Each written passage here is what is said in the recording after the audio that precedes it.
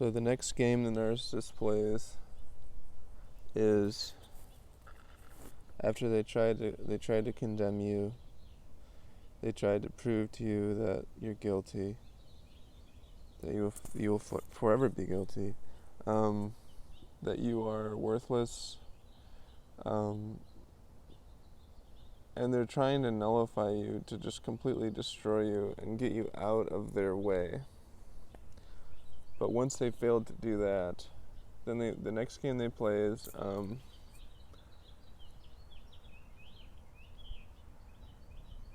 don't try to get out of the work that you know you have to do for me. So the narcissist hates working. They resent every bit of it because everyone else is supposed to do the work for them. They're not supposed to have to do any work.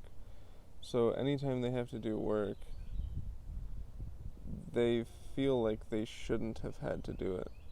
Like it wasn't really their job. Somebody else could have done it.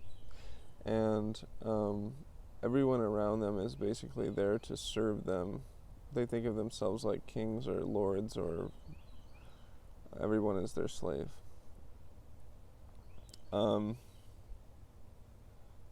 And the game that they play about work is they make work into punishment, and they do this consciously.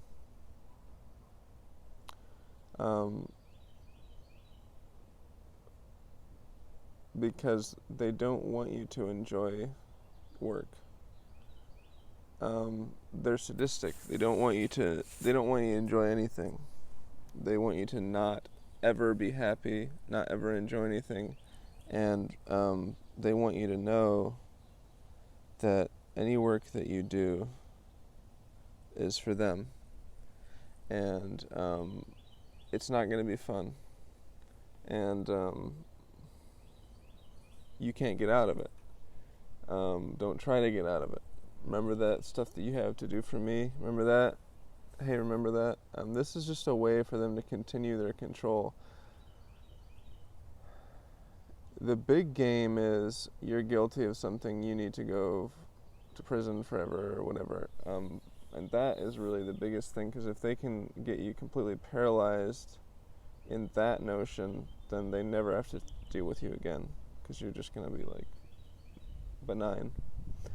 But if they can't get you to believe that, then the next thing is don't try to get out of the work that you have to do for me.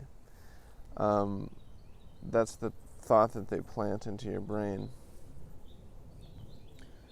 So why do you believe it? The reason you believe it is because you don't fully trust. Again, going back to the idea of trusting yourself. They don't want you to trust yourself. They program you not to trust yourself. They do anything in their power that they can to try to discredit you, to make you not trust yourself.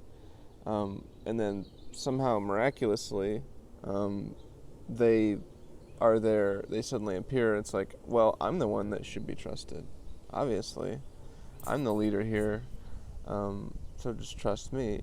So it's not a coincidence that they're trying to get you to not trust yourself, and that they suddenly, after they get you to not trust yourself, they suddenly will appear as the leader and say like, oh, you should trust me.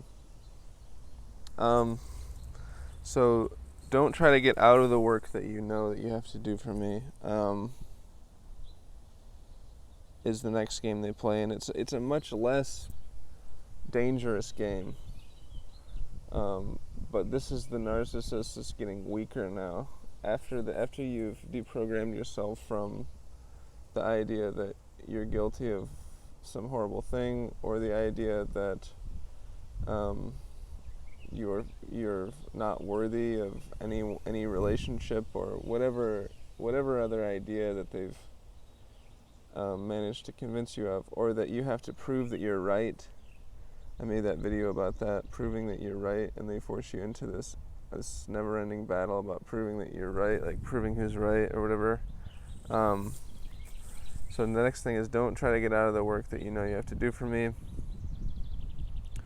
or they might try to go into saying,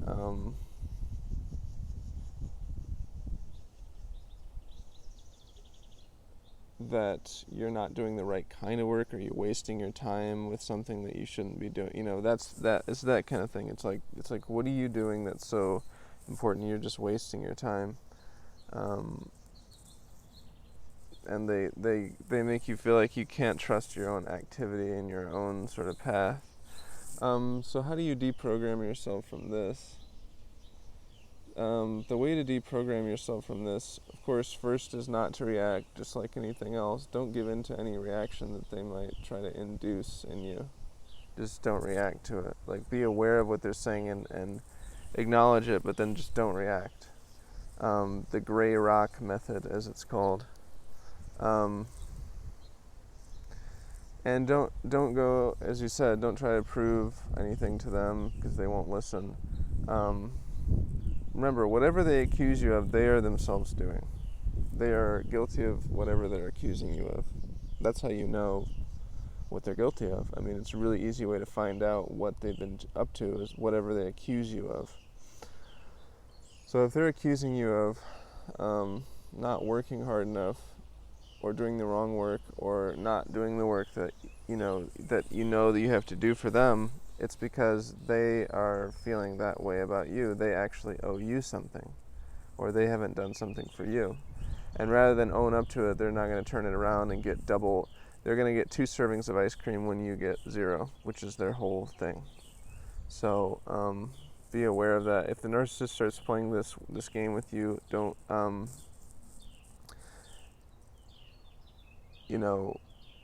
you can't get out of the work that you have to do for me. It's because they know that they have to do something for you, or that they didn't do something for you that they know that they should have done, and they're, rather than own up to it, they're now going to turn it around on you.